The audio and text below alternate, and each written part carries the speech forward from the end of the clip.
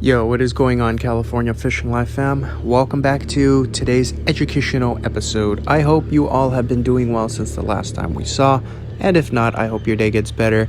Without further ado, let's talk about proper bait selection. If you are new here to the California Fishing Life fam, hit that subscribe button. Be part of the California Fishing Life family. Let's learn together, grow together, fish together. Without further ado, proper bait selection.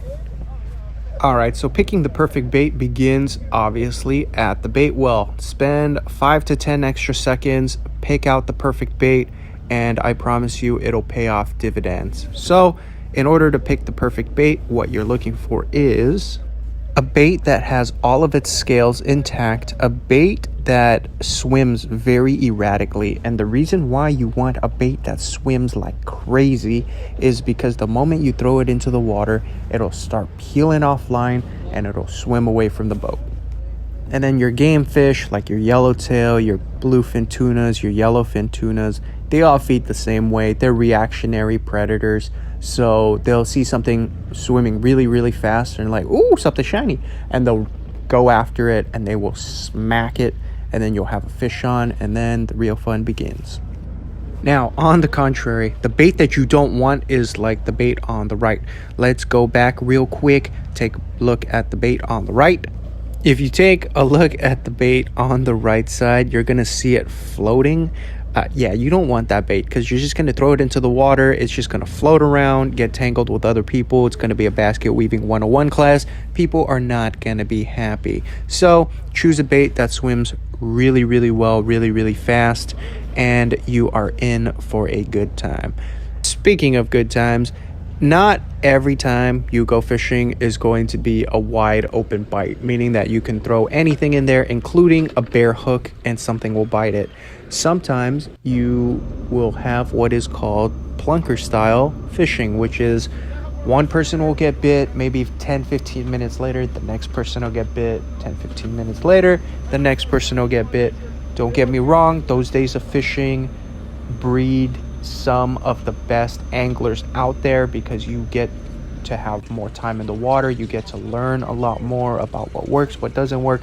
But that is a story for another time.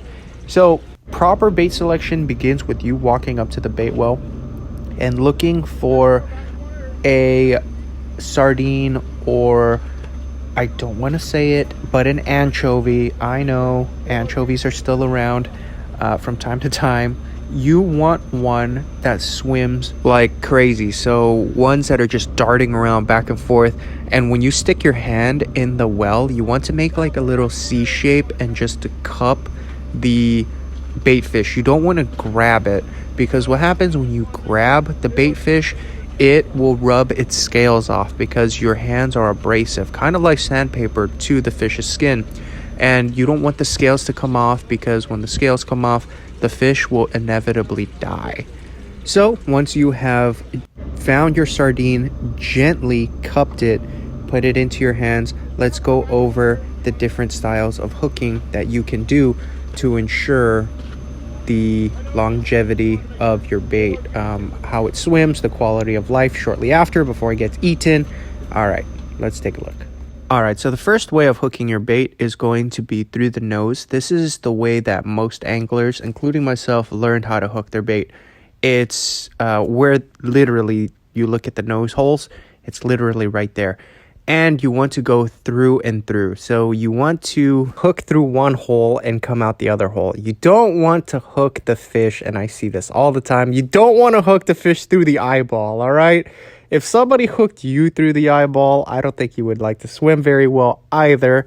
So don't hook it through the eyeball, please. The second method is not as popular, but I see some people doing it, but it's called the collar hook, where you hook it literally on the collar, which is where that dorsal fin is, that top fin. I guess that's a pretty good way of doing it. I've never done it myself, so if you all are collar hookers, let me know.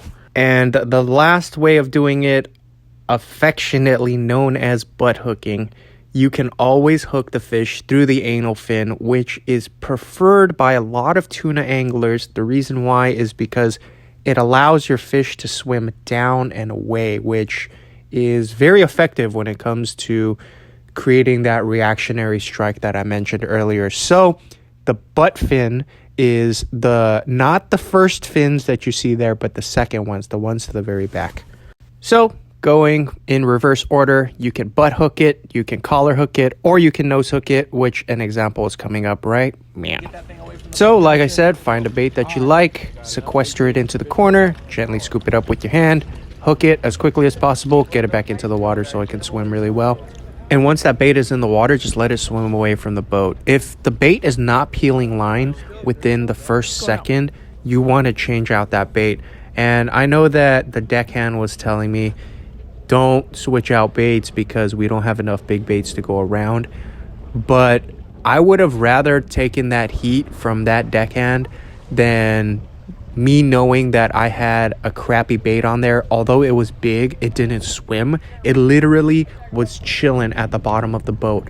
Would you rather me have sat there with a bait just chilling at the bottom of the boat getting tangled with other people, or just taking that heat and switched out the bait? I don't know. Let me know in the comments below.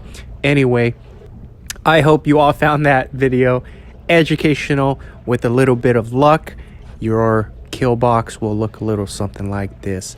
Anyway, I hope you all are having a wonderful day, and if not, I hope your day gets better. Until we see each other again, as always, take care of yourselves, take care of others, and stay bent.